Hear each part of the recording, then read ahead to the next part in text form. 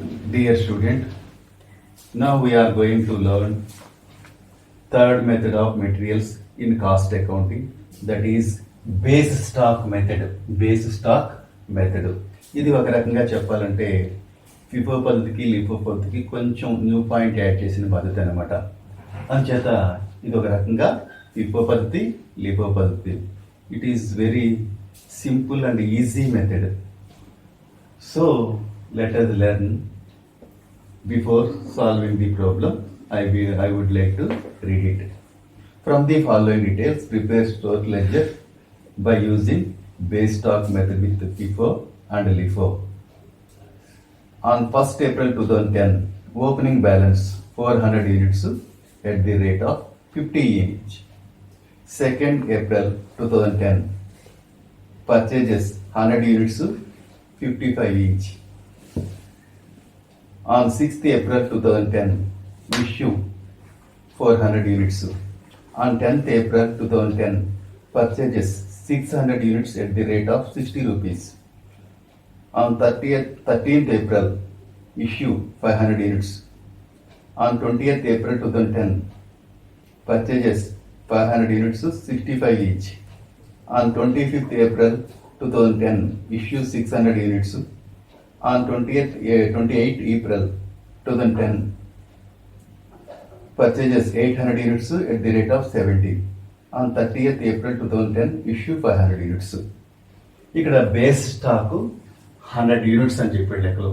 Base stock 100 units. Base stock 100 units కాబట్టి మనకి first ఏం చేయాలంటే base stock with FIFO method. ఇప్పుడు ఎలా చేస్తామంటే 1st April 2010లో మనకి ఓపెనింగ్ బ్యాలెన్స్ ఎన్ని ఇచ్చాడంటే మనకి 400 యూనిట్స్ 50 చొప్పున 20,000 అవుతుంది. ఈ 400 యూనిట్స్లో మనం ఎప్పుడూ కూడా బేస్ స్టాక్ అని చెప్పిన 100 యూనిట్లని ఇష్యూ చేయకుండా లాస్ట్ డేట్ వరకు కూడా తీసుకురావాలి. అందుచేత మనం ఫస్ట్ 400 యూనిట్స్ 50 రూపీస్ చొప్పున 20,000. నెక్స్ట్ 2nd April 2010లో ఏమైందంటే పర్చేజెస్ చేసాం 100 యూనిట్స్ 55 చొప్పున 5,500. పర్చేజ్ చేసిన వెంటనే మనం చేస్తామంటే ఈ 400 యూనిట్స్ 5 డేట్లో ఉన్న 400 యూనిట్స్ 50 రూపీస్ చొప్పున 20,000. ఈ రోజు పర్చేజ్ చేసిన 100 యూనిట్స్ 55 చొప్పున 5,500. ఈ రెండింటికి కలిపి మనం బ్రాకెట్ పెడతాం. ఇప్పుడు మనకి April 6th మనకి ఏమైందంటే ఇష్యూ వచ్చింది. ఇష్యూ వచ్చినప్పుడు మనం ఏం చేయాలంటే 400 ఇష్యూ చేయమన్నాడు. 400లో మనం ఎప్పుడు కూడా 100 బేసిస్ స్టాక్ కాబట్టి ఆ బేసిస్ స్టాక్ 100ని ఇష్యూ చేయకుండా మనం ఏం చేయాలంటే ఇందులోంచి మనం 300 యూనిట్స్ మాత్రమే తీసుకోవాలి. 300 యూనిట్స్ 50 రూపీస్ చొప్పున 15,000 అవుతుంది. మిగిలిన 100 యూనిట్లని ఇందులోంచి తీసుకుంటాం 55 చొప్పున 5,500. అప్పుడు పై దాంట్లో మనకి 400లో 100 యూనిట్స్ ఉంటాయి. 50 చొప్పున 5,000 అవుతుంది అనమాట. ఈ 100 యూనిట్స్ మనం చివరిదాకా తీసుకుంటూ రావాలి లాస్ట్ డేట్ వరకు కూడా. నెక్స్ట్ 10th Aprilలో మనం పర్చేజ్ చేసాం, కొనుగోలు చేసాం 600 యూనిట్స్ని 60 రూపీస్ చొప్పున 36,000 అవుతుంది. పర్చేజ్ చేసిన వెంటనే 500ని మనం ఏం చేస్తాం అంటే కిందకి తీసుకొస్తాం. అలాగే ఈ రోజు పర్చేజ్ చేసిన 600 యూనిట్స్ 60 చొప్పున 36,000. ఈ రెండింటికి కలిపి మనం బ్రాకెట్ పెడతాం. ఇప్పుడు మనకి 13th మనకి ఏమవుతుంది, 13th April ఏమైందంటే ఇష్యూ వచ్చింది, జారీ వచ్చింది. ఎన్ని యూనిట్లు ఇష్యూ చేయాలట? 500 చేయమన్నాడు. 500 అంటే ఈ 100 ఎప్పుడూ చేయకూడదు మనం. అంటే కింద దాంట్లో మనం చేస్తామంటే 500 యూనిట్స్ 60 చొప్పున 30,000 అవుతుంది. అప్పుడు బ్యాలెన్స్ 5 డేట్లో ఉన్న బ్యాలెన్స్ కింద తీసుకొచ్చినప్పుడు ఈ 100 యూనిట్స్ 50 చొప్పున 5,000. ఇందులో ఈ 100 యూనిట్స్ మిగిలిపోయినాయి. 600లో 500 ఇష్యూ చేసేసాం, జారీ చేసేసాం కాబట్టి 100 యూనిట్స్ 60 చొప్పున 66,000 అవుతుంది అనమాట. ఇప్పుడు మళ్ళీ మనకి 15th Aprilన మనకి పర్చేజ్ చేసాం 500 యూనిట్స్ 65 రూపీస్ చొప్పున 32,500. పర్చేజ్ చేసిన వెంటనే మనం ఏం చేస్తామంటే ఈ 5 డేట్లో ఉన్న 2 బ్యాలెన్స్ని తీసుకొస్తాం. 100 యూనిట్స్ 50 చొప్పున 5,000, 100 యూనిట్స్ 60 చొప్పున 6,000 రూపీస్. ఈ రోజు పర్చేజ్ చేసిన 500 యూనిట్స్ 65 చొప్పున 32,500. ఈ మూడింటికి కలిపి ఇలా బ్రాకెట్ పెట్టుకుంటాం. ఇప్పుడు మళ్ళీ మనకి 25th April 2010లో ఇష్యూ వచ్చింది, జారీ వచ్చింది. ఎన్ని యూనిట్లు ఇష్యూ చేయాలట? 600 యూనిట్స్ ఇష్యూ చేయమన్నాడు. 600 యూనిట్స్ ఇష్యూ చేయమన్నప్పుడు ఎప్పుడు కూడా ఈ పైన 100 ఇష్యూ చేయకూడదు. కాబట్టి ఈ 100 యూనిట్స్ 60 చొప్పున 6000, 500 యూనిట్స్ 65 చొప్పున 32,500. మనం ఈ రెండింటిని కలిపి ఇష్యూ చేసేస్తాం. అప్పుడు బ్యాలెన్స్లో పై డేట్లో ఉన్న బ్యాలెన్స్లో 150 చొప్పున 5000. నెక్స్ట్ 28 ఏప్రిల్ మనం ఏం చేసామంటే పర్చేజ్ చేసాం. 800 యూనిట్స్ 70 చొప్పున 56,000.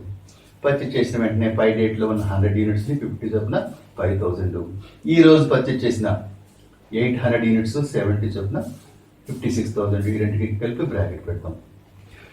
ఇప్పుడు ఏప్రిల్ 30వ తేదీన మనకి ఇష్యూ వచ్చింది. ఎన్ని యూనిట్లు ఇష్యూ చేయాలంట? 500 యూనిట్స్ ఇష్యూ చేయమన్నాడు. ఈ 100 యూనిట్లు ఇష్యూ చేయకూడదు కాబట్టి ఇందులోంచే 500 యూనిట్స్ 70 చొప్పున 35,000. అప్పుడు మనం ఏం చేస్తామంటే ఫస్ట్ బ్యాలెన్స్ వేసుకునేటప్పుడు పై డేట్లో ఉన్న ఫస్ట్ బ్యాలెన్స్ తీసుకొస్తాం. 100 యూనిట్స్ 50 చొప్పున 5,000. ఈ 800లో ఈ 500 ఇష్యూ చేసేసాం కాబట్టి 300 మిగిలింది. ఇంటూ 70 21,000 అవుతుంది. అప్పుడు బ్యాలెన్స్ చేస్తాం. 400 యూనిట్స్ వాటి వాల్యూ 26,000 రూపీస్ అనమాట. So problem is completed. Thank you. Dear students, 11th problem మనం ఏం చేసామంటే బేస్ స్టాక్ విత్ ఫిఫోలో సాల్వ్ చేసాం. ఇప్పుడు సేమ్ ప్రాబ్లమ్ని బేస్ స్టాక్ విత్ లిఫోలో సాల్వ్ చేద్దాం. Please seat. ఫస్ట్ ఎప్పట్లాగే material name, code number, bin number రాస్తాం. Stores ledger, maximum stock level, minimum stock level, reorder level రాసేస్తాం. ఇప్పుడు base stock with LIFO. Base stock ప్రాబ్లంలో 100 యూనిట్ అని mention చేయడం జరిగింది. 100 యూనిట్స్ అని మెన్షన్ చేయడం జరిగింది కాబట్టి వాటిని ఇక్కడ రాసుకుంటాం. ఫస్ట్ ఏప్రిల్ 1, 2010లో ఓపెనింగ్ బ్యాలెన్స్ ప్రారంభ నిల్వ 400 యూనిట్స్ 50 చొప్పున 20,000 బ్యాలెన్స్లు చూపిస్తాం. 2nd ఏప్రిల్ 2010లో పర్చేజెస్ కొనుగోళ్లు 100 యూనిట్స్ 55 చొప్పునట. 100 into 55 5,500 అవుతుంది. పర్చేజ్ చేసిన వెంటనే మనం చేసుకుంటే పై డేట్లో ఉన్న 400 యూనిట్స్ని కిందకి తీసుకొస్తాం. 50 యూనిట్ రేట్స్ కాబట్టి 400 into 50 20,000 అవుతుంది. 100 యూనిట్స్ 55 చొప్పున 5,500 అవుతుంది. ఈ రెండింటికి కలిపి మనం బ్రాకెట్ పెడతాం. ఇప్పుడు మళ్ళీ మనకి ఏమైందంటే 6th ఏప్రిల్ 2010లో ఇష్యూస్ వచ్చినాయి, జారీలు వచ్చినాయి. ఎన్ని యూనిట్స్ ఇష్యూ చేయాలట? మనకి 400 యూనిట్స్ ఇష్యూ చేయాలంట. అంచేత మనం ఏం చేయాలంటే 100 యూనిట్స్ 55 చొప్పున 5,500. ఈ 400లో మనం చేస్తుంటే 300 తీసుకుంటాం. 50 చొప్పున 15,000 అవుతుంది. అప్పుడు ఈ 400లో 100 యూనిట్స్ 50 చొప్పున 5,000 బ్యాలెన్స్లో ఉంటుంది. మనం 10th ఏప్రిల్లో మనం ఏం చేసామంటే మళ్ళీ పర్చేజ్ చేసాం. 600 యూనిట్స్ 60 చొప్పున 36,000 అవుతుంది. పర్చేజ్ చేసిన వెంటనే పై డేట్లో ఉన్న 100 యూనిట్స్ని 50 చొప్పున 5,000 కిందకి తీసుకొస్తాం. ఆ తర్వాత మనం ఈ రోజు పర్చేజ్ చేసిన 600 యూనిట్స్ 60 చొప్పున 36,000. ఈ రెండింటికి కలిపి బ్రాకెట్ పెడతాం. ఇప్పుడు 13th ఏప్రిల్న ఇష్యూస్ వచ్చినాయి, జారీలు వచ్చినాయి.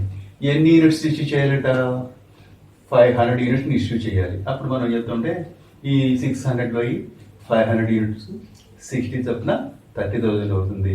అప్పుడు ఫస్ట్ మనం బ్యాలెన్స్ దింపేటప్పుడు మనం ఇప్పుడు కూడా ఏం చేయాలంటే 100 యూనిట్స్ 50 చొప్పున 5,000. ఇందులో మళ్ళీ 600లో 500 ఇష్యూ చేసేసాం కాబట్టి 100 యూనిట్స్ మిగిలాయి. 60 తప్పున మనకి 6,000 అవుతుంది. రెండింటికి కలిపి బ్రాకెట్ పెడతాం. ఇప్పుడు 20th ఏప్రిల్లో పర్చేజ్ చేసాం. 500 యూనిట్స్ 65 చొప్పున 32,500 అవుతుంది. పర్చేజ్ చేసిన వెంటనే మనం పై డేట్లో ఉన్న 2 యూనిట్లు బ్యాలెన్స్ని కిందకి తీసుకొస్తాం. 100 యూనిట్స్ 50 చొప్పున 5,000, 100 యూనిట్స్ 60 చొప్పున 6,000. ఈ రోజు పర్చేజ్ చేసిన 500 65 చొప్పున 32,500. ఇప్పుడు మళ్ళీ 25th ఏప్రిల్లో మనకి ఇష్యూస్ వచ్చినాయి, జారీలు వచ్చినాయి. ఎన్ని యూనిట్స్ ఇష్యూ చేయమన్నారు? 600 ఇష్యూ చేయాలి. ఈ 500 చేసుకుంటాం ముందు. 500 65 చొప్పున 32,500. ఈ 100 60 చొప్పున 6,000. 500 మాత్రమే మిగులుతుంది మనకి. 100 50 చొప్పున 5,000 అవుతుంది అనమాట. ఇప్పుడు మళ్ళీ 28th ఏప్రిల్ మనం ఏం చేసామంటే పర్చేజ్ చేసాం. 800 యూనిట్స్ 70 చొప్పున 56,000. పర్చేజ్ చేసిన వెంటనే పై డేట్లో ఉన్న 100ని కిందకి తీసుకొస్తాం. 100 యూనిట్స్ 50 చొప్పున 5,000, 800 యూనిట్స్ 70 చొప్పున 56,000. ఈ రెండింటికి కలిపి బ్రాకెట్ పెడతాం. ఇప్పుడు మళ్ళీ మనకి లాస్ట్లో ఏప్రిల్ 30న ఇష్యూ వచ్చింది, జారీ వచ్చింది. 500 యూనిట్స్ని ఇష్యూ చేయాలంట. ఇది లిఫో పద్ధతి కాబట్టి ఎప్పుడు కూడా 800లో 500, 70 చొప్పున 35,000. అప్పుడు బ్యాలెన్స్ తీసేటప్పుడు 100 యూనిట్స్ 50 చొప్పున 5,000, 300 యూనిట్స్ 800లో మనకి 500 డిడక్ట్ అయిపోతే మనకి 300 యూనిట్స్ మిగులుతాయి. 70 చొప్పున 21,000 అవుతుంది. టోటల్ చేస్తే 400 ఏమో యూనిట్స్, 26,000 ఏమో వాటి వాల్యూ అవుతుంది అనమాట. 400 యూనిట్లు 26,000 ఏమో వాటి విలువ అవుతుంది. So problem is over. Thank you.